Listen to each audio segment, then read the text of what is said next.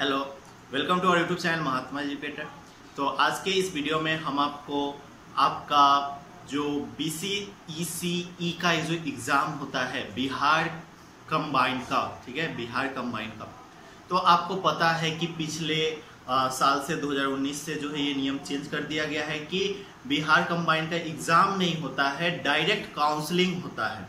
और काउंसलिंग कैसे होता है? जेई मार्क्स के, जेई में जो आप मार्क्स लाए हो, परसेंटाइल लाए हो, उसके आधार पे काउंसलिंग होता है।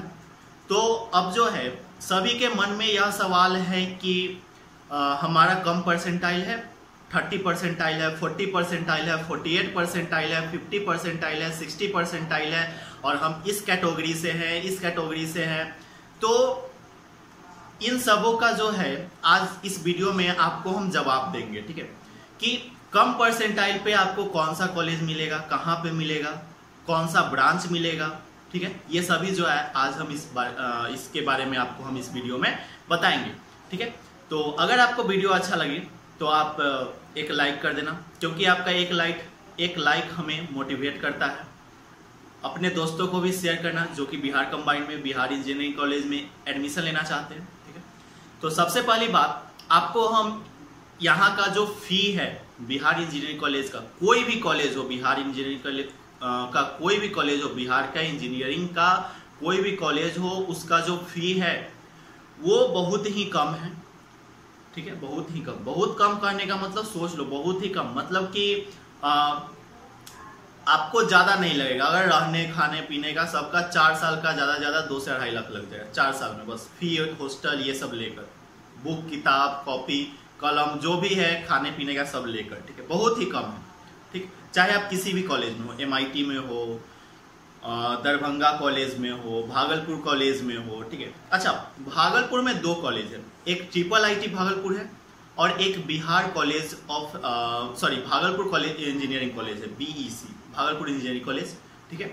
तो IIIT तो जोसा काउंसलिंग में मिलता है, ये आपको पता है, लेकिन जो भागलपुर कॉलेज जो है, भागलपुर इंजीनियरिंग कॉलेज जो है, जो कि बिहार काउंसलिंग से मिलता है, बिहार कंबाइंड के काउंसलिंग से मिलता है। तो अब बात रही कि काउंसलिंग हमारा कब होगा। आप इंतजार कर रहे हो काउंसलिंग का कि आपका काउंसलिंग कब होगा। तो काउंसलिंग जो है आपका, जब जोसा काउंसलिंग खत्म हो जाता है, किसी भी स्टेट बोर्ड का काउंसलिंग कब होता है? जब उसका जोसा काउंसलिंग खत्म हो जाता है, उसके बाद स्टेट बोर्ड का काउंसलिंग होता है, ठीक है। हो सकता है इस बार कोरोना की वजह से काउंसलिंग आपका पहले हो जाए, लेकिन आपका जो काउंसलिंग है वो अक्टूबर में जाएगा। अक्टूबर 2nd वीक में जा सकता है, अक्टूबर 3rd वीक में जा सकता है, ये गारंटेड नहीं है कि कब होगा। 1st वीक में भी हो सकता है, कल भी हो सकता है, कभी भी हो सकता है, ठीक है। तो आपको एक ये तो क्लियर हो गया, ठीक है।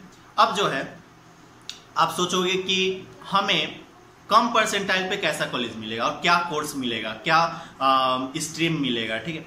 तो आपको हम बता देना चाहते हैं कि बिहार में जो है, बिहार में IT, इंफॉर्मेशन टेक्नोलॉजी, या फिर CSE, कंप्यूटर साइंस इंजीनियरिंग, ठीक है, ये दोनों का डिमांड बहुत ही कम है।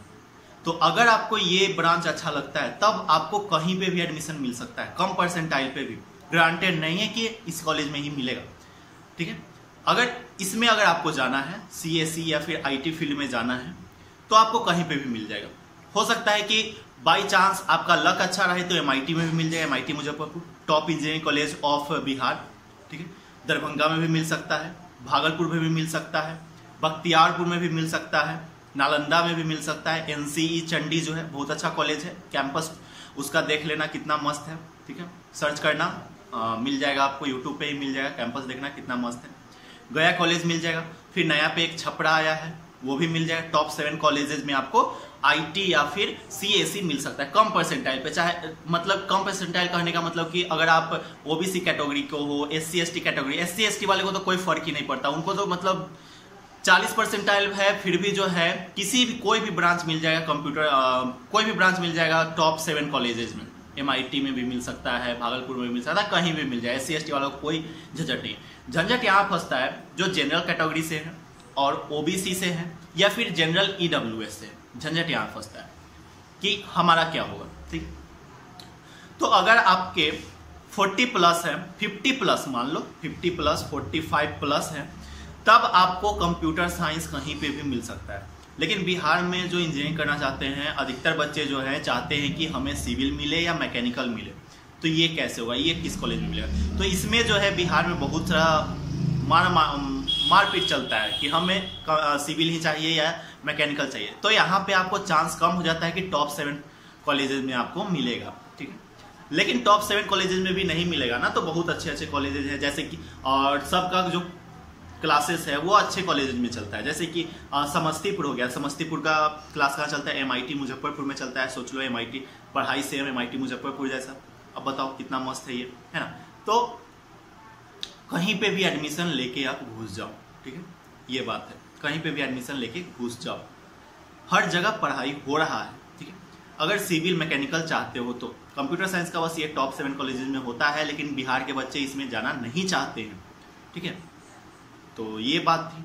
और अगला जो है आपका डाउट है कि काउंसलिंग में फी लगेगा क्या, तो काउंसलिंग में फी लगेगा 1200 से 1500 के आसपास फी लगेगा। काउंसलिंग कैसे होगा, काउंसलिंग जो है आपका ऑनलाइन होगा। अब इसमें सर्टिफिकेट क्या क्या लगेंगे, तो आपका 10th का सभी सर्टिफिकेट होना चाहिए, ठीक है, 10th का सभी सर्टिफिकेट होना चाहिए, 12th का सर्टिफिकेट होना चाहिए, साथ में SLC ओरिजिनल होना चाहिए, ठीक है। आपके फादर का या मदर का जो भी फैमिली इनकम है उसका सर्टिफिकेट होना चाहिए। अगर आप EWS से हो, OBC से हो, SC ST से हो तो आपका कास्ट सर्टिफिकेट होना चाहिए, ठीक है, ये एकदम जरूरी है, ठीक है। या फिर आप PWD कैटेगरी से, मतलब कि विकलांग कैटेगरी से हो तो आपको वो भी होना चाहिए, उसका भी सर्टिफिकेट होना चाहिए, ठीक है। तो ये सब चीज आपके पास होना चाहिए, ठीक है, तभी जाके आपको काउंसलिंग तो आप कर लोगे, लेकिन कॉलेज में एडमिशन तभी जाके मिलेगा। और बहुत सारे जो बच्चे हैं उनको उनके मन में ये दुविधा है कि भैया हम जो हैं पिछले साल BSc में एडमिशन करवा लिए, और तो पिछले साल जब BSc में एडमिशन करवाए थे तो SLC जो था, स्कूल लिविंग सर्टिफिकेट या कॉलेज लिविंग सर्टिफिकेट था, CLC, वो जो हमें मिला था वो तो BSc वालों ने ले लिया, BSc जिस कॉलेज में हमने एडमिशन करवाया उसमें ले लिया। अब हम इस बार तैयारी करके बीटेक में एडमिशन लेना चाहते हैं, तब क्या होगा। तो देखो आपको हम एक बात क्लियर कर देना चाहते हैं, ट्रांसफर सर्टिफिकेट दूसरा होता है और SLC दूसरा होता है, ये बात जान लो। ट्रांसफर सर्टिफिकेट मतलब हुआ कि जिस चीज में हो आप, BSc में हो, BSc कॉलेज, तब वहां से फर्स्ट ईयर का एग्जाम आप दे दिए या फिर आधे पे हो तो सेकेंड दूसरे कॉलेज में जा सकते हो ट्रांसफर लेके, ट्रांसफर सर्टिफिकेट लेके, ठीक है। लेकिन SLC का मतलब होता है स्कूल लिविंग सर्टिफिकेट या कॉलेज लिविंग सर्टिफिकेट, मतलब कि इस कॉलेज को छोड़ के हम आपके कॉलेज में आए हैं, ठीक है। तो वहां पे बीटेक वालों सोच लो, वहां पे आप बीटेक करने जा रहे हो, BSc से आप बीटेक नहीं करने जा रहे हो, आप 12th के बेसिस पे बीटेक करने जा रहे हो, तो 12th का मार्कशीट, 12th का सभी सर्टिफिकेट लगेगा, 12th का SLC लगेगा, 12th का CLC लगेगा, ठीक है, समझ रहे हो। तो ये सब आपको देना पड़ेगा, तभी जाके आपका एडमिशन अच्छे तरीके से हो पाएगा, ठीक है। तो बस यही जानकारी थी, और जैसे ही काउंसलिंग का डेट आता है, जैसे ही कैसे काउंसलिंग होगा, प्रोसेस आपको हम बताएंगे, डेस्कटॉप पे आपको करके बताएंगे। पीछे में गाना चल रहा है, उस पर ध्यान नहीं दो, मेरे शकल पे ध्यान दो, अच्छा खासा शकल है, थोड़ा लाइक वाइक कर दो, शेयर कर दो, जो करना है करो। तो मिलते हैं अगले वीडियो में, तब तक के लिए जय हिंद, वंदे मातरम।